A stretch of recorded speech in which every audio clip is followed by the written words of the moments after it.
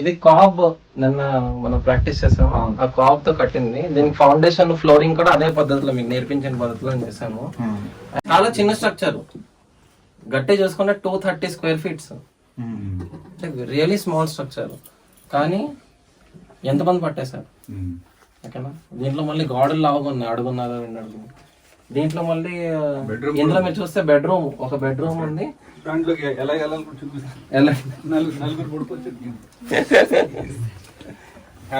అక్కడ కిచెనెట్ ఉంది, మీరు నించున్నారు కదా, అక్కడ కిచెన్ కౌంటర్ ఉండేది.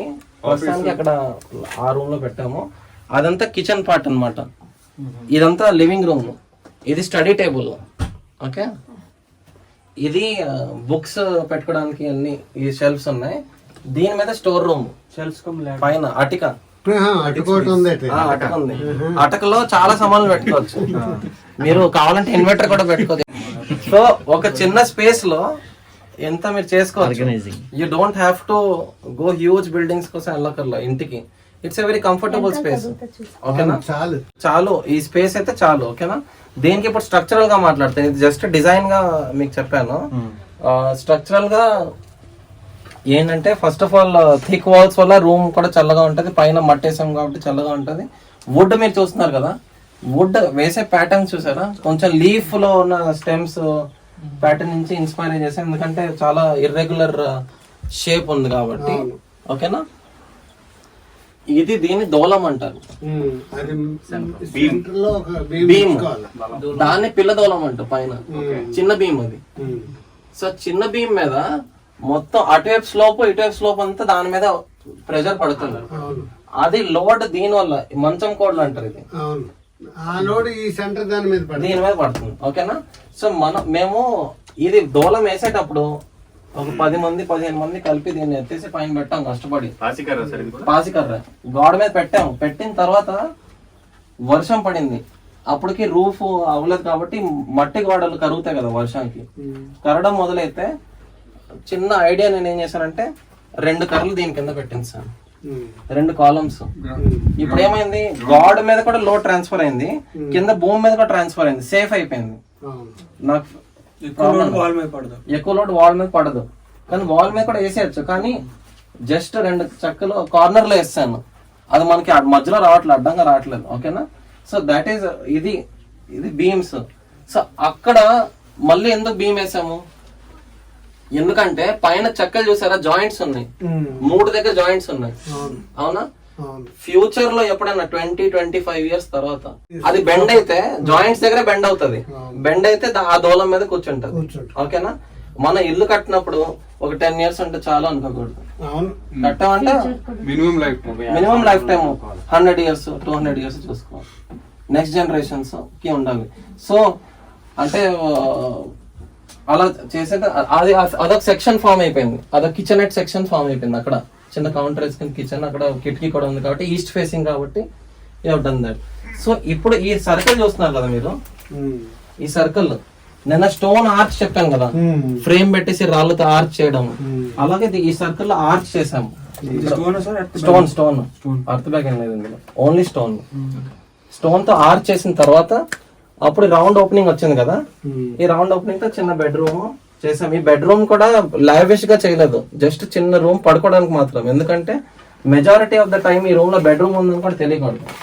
జస్ట్ పవర్ నాప్ కోసం, జస్ట్ నిద్ర వచ్చింది జస్ట్ పడుకోవడానికి అంతే. దీని లోపలికి 6 మెంబర్స్ అలా రండి. దీని మీద పైన సీలింగ్ కూడా చేసాము. పైన అటికకి మొత్తం వుడ్ వేసాం కదా. ఇప్పుడు అటిక్ ఇగోండి, మీరు ఇది డీటెయిల్ అర్థం చేసుకోవాలి. పైన అటికలో సామాన్లు పెట్టినప్పుడు చక్కగా గ్యాప్ నుంచి ధూళి కింద పడుతుంది బెడ్రూమ్ లో. అది పడకుండా కింద నుంచి వుడ్ తోనే సీలింగ్ క్లోజ్ చేస్తాము. మన కంటికి ధూళి పడకూడదు మనం పడుకున్నప్పుడు ఓకేనా. చూడడానికి కూడా కొంచెం నీట్ గా ఉంటుంది. కట్టేసిన తర్వాత అక్కడి నుంచి ఇక్కడ లైన్ గీసేసి మట్టి తీసేసాం. ఫ్లోరింగ్ కి బేస్ వేసాం కదా, తీసేసి కింద రాయి కనెక్ట్ అయింది కదా, ప్లింత్ లేపేసాం. మళ్ళీ రాళ్ళతో లేపేసి ఆ ప్లింత్ మీద ఒక ప్లైవుడ్ సర్కిల్ తీసుకొని ఫ్రేమ్ పెట్టుకొని రాయలా ఆర్చ్ పెట్టేసాం. ఒక కీ స్టోన్ ఇక్కడ పెట్టేసాం. ఈ ప్లైవుడ్ తీసేస్తే ఓపెన్ అయిపోయింది. ఇప్పుడు ఈ గోడ ఉంది కదా, అంటే ఈ రాయితో ఆర్చ్ ఉంది కదా, దీని మీద కాగ్ వేసేసి గోడ కట్టేసాను పై వరకు. పైన అట్టిక చెక్కలు ఉన్నాయి కదా, దాని లోడ్ అంతా ఈ గోడ మీద ఉంది. లోడ్ బేరింగ్ స్ట్రక్చరల్, అందుకని మీకు ప్లస్ నాకు ఆర్ట్ చేయాలని ఉండేది. అంటే ఇది కూడా వర్క్ షాప్ లోనే వచ్చిన వాళ్ళకి కదా, ప్రాసెస్ ని ఎంజాయ్ చేయాలి. అది స్ట్రక్చరల్ స్ట్రెంత్. ఫస్ట్ దోలాలు వేసేస్తాం, ఫ్రేమ్ ఈ దోలం ఒకటి వేసేస్తాం సెంటర్ లో, ఓకేనా. వేసిన తర్వాత ఇప్పుడు ఈ మెయిన్ ఈ చెక్కలు ఉన్నాయి కదా, ఎక్కడి నుంచి అక్కడ చెక్క ఫిక్స్ చేసి ఆ ప్రొజెక్షన్ వరకు వదిలేస్తారు వాళ్ళు.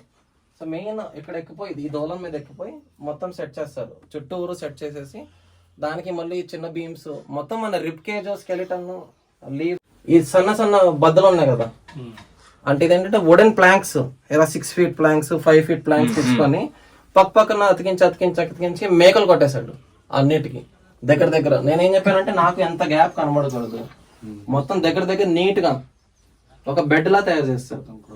అలా చేసిన తర్వాత దీంట్లో ఇప్పుడు మీరు 2 ప్రొసీజర్ గా ముందుకెళ్ళొచ్చు.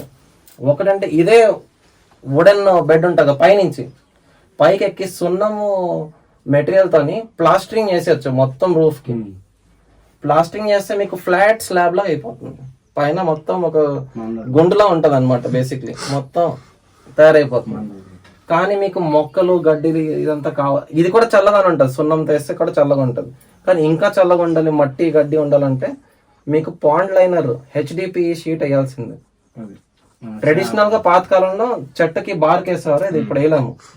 సో మనకి HDPE షీట్ వేసేసి దాని మీద జియో టెక్స్టైల్ షీట్ వేసేసి దాని మీద మట్టి వేసేయాలి. మట్టి కూడా గడ్డితో ఉండాలి, అది తీసిన గడ్డి అలా వేసేసి ఒక్కొక్కటి పక్కన చేసేసి మొత్తం కవర్ చేసేయాలి. గ్రీన్ 2 days పట్టింది, 8 మంది అయిపోయింది.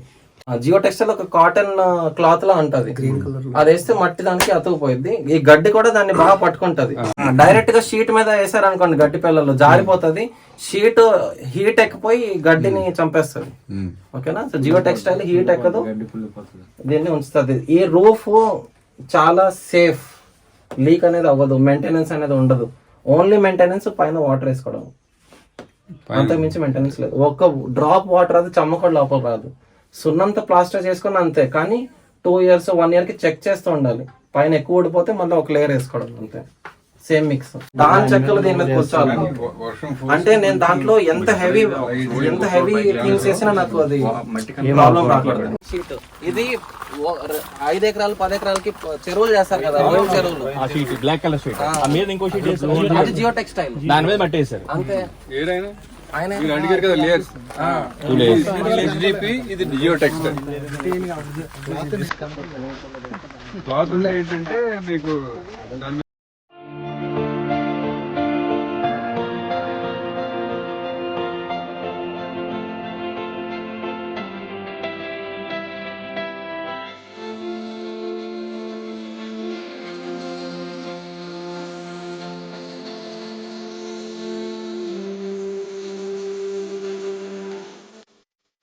ఈ స్ట్రక్చర్ ఉంది కదా, ఈ స్ట్రక్చర్ కనబడుతుంది కదా, ఇది గోన్ బస్తాలతో ఇలా డోమ్ లా కట్టాం, ఓకేనా. ఇలా డోమ్ లా కట్టేసి ఇవ్వండి ఇలాగా, అక్కడ చూసారా పైన డోమ్ అలా చిన్నదైంది అలా పెద్ద అయింది కదా, ఇలా డోమ్ లా కట్టేసి ఒక JCB తీసుకొచ్చి అలా మట్టి చిన్న కొండలా చేస్తాం. ఇగోండి చూసారా ఎంత నీట్ గా ఉంది, వర్షాకాలంలో ఫుల్ గ్రీనరీ బాగా వస్తుంది. ఇది ఎలా చేసుకోవాలి, ఇందులో మీరు అబ్జర్వ్ చేసుకోవాల్సింది అర్త్ బ్యాగ్ లో డిజైనింగ్ నేను అడ్వాన్స్ క్లాస్ లో చెప్తాను, ఇది మీరు చేయొద్దు ఇప్పుడు. అయితే డోమ్స్ ఈజీ కానీ కొంచెం కాంప్లికేటెడ్ బోత్. దీనికి ఒక 1 week టైం తీసుకొని ఎప్పుడైనా వస్తే నేను ఒక డోమ్ కట్టేసి మీకు చూపిస్తాను, ఓకే. సో ఎలాంటి స్ట్రక్చర్స్ మనం చేసుకోవచ్చు. ఎలాంటి స్ట్రక్చర్స్ దేనికి పనికి వస్తుంది తెలుసా, బాత్రూమ్ కి, చిన్న హౌస్ కి, మీరు కోల్డ్ స్టోరేజ్ కూడా పనికి వస్తుంది. మీ గ్రెయిన్స్ స్టోర్ చేసుకోవాలి.